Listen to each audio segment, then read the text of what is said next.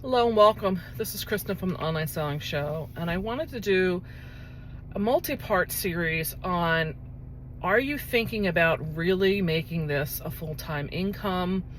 Are you looking to make this more of a professional and maybe making it a much more larger part of your family's income? Maybe you still have a part-time job, or maybe one of you will quit and maybe you have a spouse that's just going to keep working. What does all that look like? To give you an idea, I've been doing this for 22 years. 15 years or more ago, it became a wholesale business model for myself. And a little over 11 years, I quit my job with the state of New Jersey. I was pulling in over 6 figures a year. I had the household health insurance on myself, and I had been able to build it to a 7-figure gross selling business. So I felt very confident and very comfortable at the time I left. I had control over when I left. And I know I had a lot of things working in my favor, but that doesn't mean that you can't do it. It's most definitely feasible. It is most definitely an ability to be done in other business models, meaning you're just going to things like retail arbitrage or doing it in a form of thrift stores and estate sales and that kind of stuff. Definitely. What is the first thing I'm going to say is get comfortable with having fear and know you need to have tenacity. These two are going to go hand in hand, because the fear is going to be there always. There's never a level that you're going to get to that there isn't fear. And it could be fear of not having enough money, fear of not having enough time, not having enough good product. Maybe your fear is that you have too much product, and how are you going to do something with it, manage it?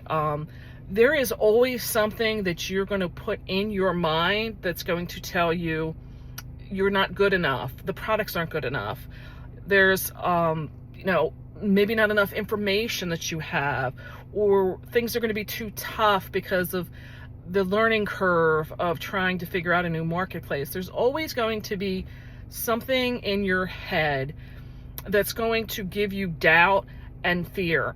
And I tell you, just keep the tenacity going. That's where I say they're together. Because when you have the tenacity to just say, I'm going to do it. This hurdle is only temporary. I'm going to get around it. I'm going to get over it. Whatever has to be, break through it. Whatever it takes, you can do it. You can definitely do it. There is many people. I am not like the holy grail of people. There are people that have done more, been better, been faster, whatever it may be, but that doesn't have to make me feel any different that I can't be in that same sphere of getting that kind of money. It just means I'm doing it my way, and my way is not your way, and your way is not the same as even the person standing next to you or down the street from you or wherever it may be. There is so many ways to do this, and it may be that, well, I don't have money to get started. I'm telling you, there is plenty of stuff if you look out there, like in Facebook Marketplace, people just giving stuff up. Maybe you just sell something or two from your home and start that kind of money. I just listened to a podcast or a video that Tech and Sport did from a woman who wanted to get started, and she started selling seeds out of her yard from a tree, and now has this big business with 14 employees just selling seeds. So there is many things. And again, maybe you're looking at it like, well, hey, who's gonna, I've personally bought like hosta plants off of eBay. So there is definitely things around that can be done. If you had to just go do a small part-time business, I'm going to say maybe go do some raking of the leaves, something like that. Just get yourself, even $50 can be built on to get started in this business.